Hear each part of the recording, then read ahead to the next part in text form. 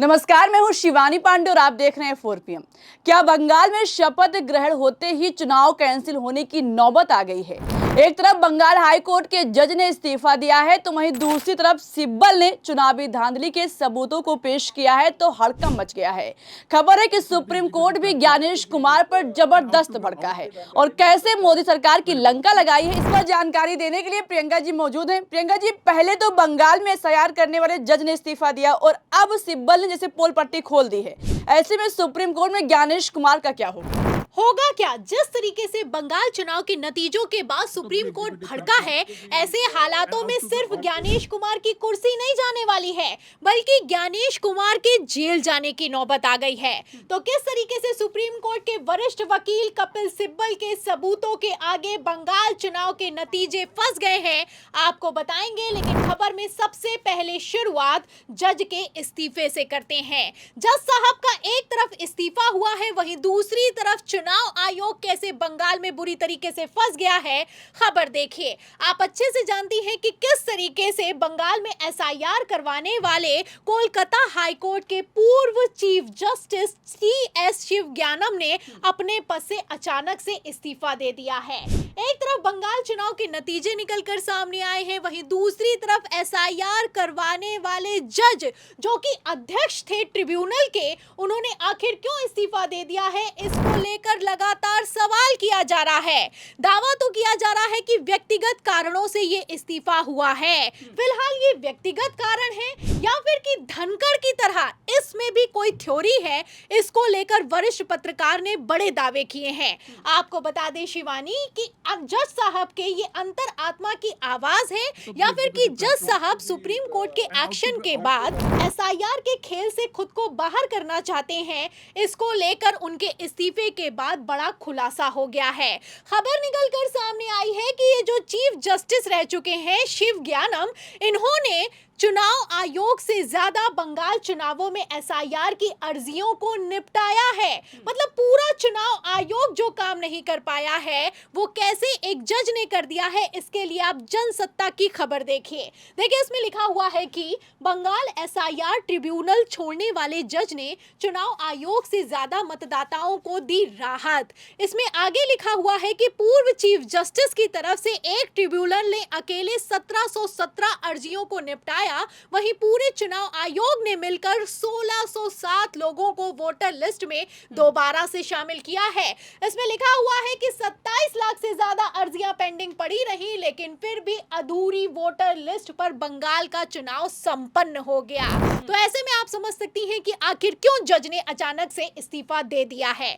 आपको बता दें शिवानी, 27 लाख अर्जियां आई निकलकर, जिसमें उनके नाम काटे गए। लोगों ने कहा कि हम जिंदा हैं, लेकिन फिर भी चुनाव आयोग ने 99% से ज्यादा अर्जियों को पेंडिंग रखा और सिर्फ 136 वोटर्स को शामिल करके वोटिंग करवा दी है। फिलहाल जो नतीजे निकलकर सामने आए हैं, उसके बाद से इन 27 लाख वोटर्स का कितना अहम रोल है, इसके लिए आप खबर देखिए दैनिक भास्कर की। देखिए, आप इसमें लिखा हुआ है कि 32 लाख टीएमसी और भारतीय जनता पार्टी के बीच जीत और हार का अंतर है। इसमें एसआईआर के जरिए हर एक सीट पर 30,000 से ज्यादा वोट्स काटे गए हैं। ऐसे में आप समझ सकती हैं कि हार जीत के अंतर से हर सीट पर ज्यादा वोट कटे हैं। इसमें लिखा हुआ है कि 176 सीटें ऐसी हैं जहां पर जितने वोट काटे गए हैं, उतने ही मार्जिन से भारतीय जनता पार्टी चुनाव जीत गई है। तो फिलहाल ऐसे में आप समझ सकती हैं कि बंगाल के चुनावों में कितना तगड़ा खेला हुआ है और इस खेल को अब वरिष्ठ सुप्रीम कोर्ट के वकील कपिल सिब्बल ने एक्सपोज कर दिया है। कपिल सिब्बल की तरफ से बकायदा ट्वीट किया गया है और उन्होंने लिखा है कि 19 ट्रिब्यूनल के हेड रह चुके जस्टिस टी.एस. शिवज्ञानम ने 1777 में से 1717 अर्जियां निपटा दी, लेकिन पूरा चुनाव आयोग जानबूझकर 96% से ज्यादा अर्जियों को पेंडिंग रख के अधूरी वोटर लिस्ट पर चुनाव करवा चुका है। सिब्बल लिखते हैं कि चुनाव आयोग ने जो किया है उसके लिए जिंदाबाद, और भारतीय जनता पार्टी कैसे बंगाल का चुनाव जीती है ये अब समझ में आ रहा है। तो सबूत दर सबूत निकलकर सामने आ रहे हैं। आपको बता दें कि इसी के खिलाफ ममता बनर्जी ने सुप्रीम कोर्ट में जाने की तैयारी पूरी कर ली है। ममता बनर्जी ने अभी तक अपने पद से इस्तीफा नहीं दिया है और बंगाल में शपथ ग्रहण समारोह हो चुका है। ममता बनर्जी को राज्यपाल ने उनके पद से बर्खास्त कर दिया है।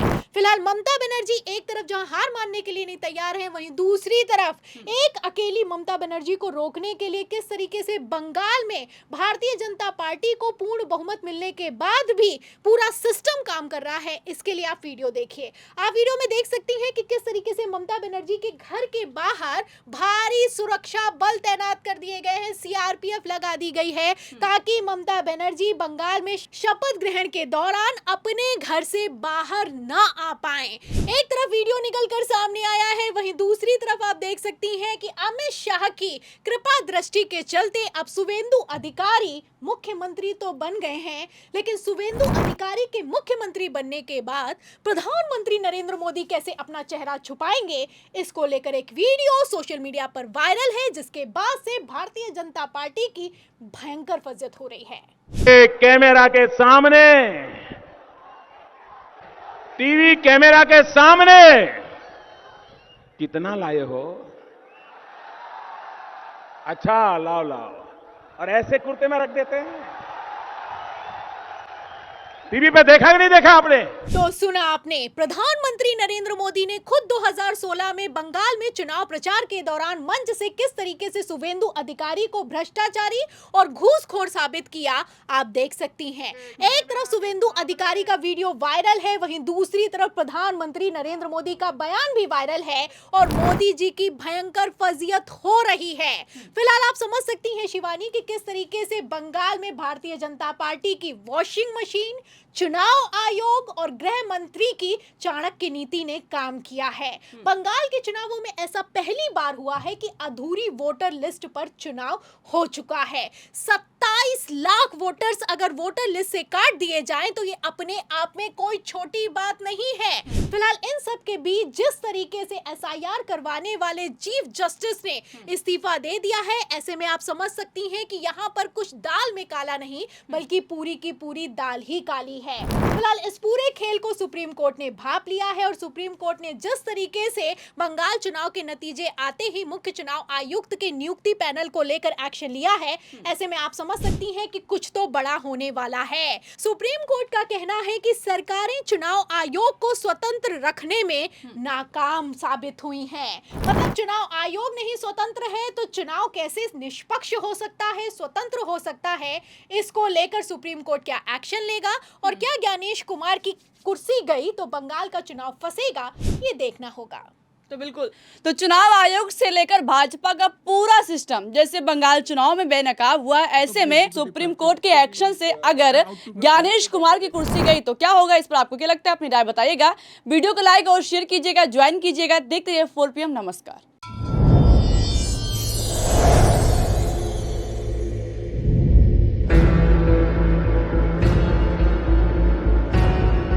India is on the verge of bankruptcy. देश कंगाल होने वाले हैं।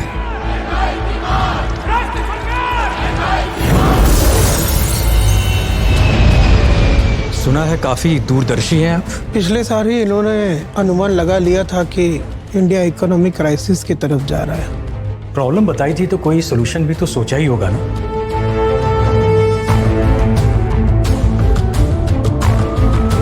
गवर्नर ने रिजाइन कर दिया है। डेप्यूटी को छोड़ के कोई सिफारिशी टट्टू ला रहे हैं गवर्नर के पोस्ट पर। जिसने कभी इकोनॉमिक्स नहीं पढ़ी वो अब देश की इकोनॉमी सुधारेगा। क्या बोलते हैं सीआर सर, ये नए गवर्नर संभाल पाएंगे? मिस्टर गांधी के सिफारिश से आए हैं। गवर्नमेंट को तो बलि का बकरा चाहिए था, मिल गया। आपका प्लान फेल हो चुका है सर, आप फेल हो चुके हैं। If I fail, RBI fails. If RBI fails, India fails.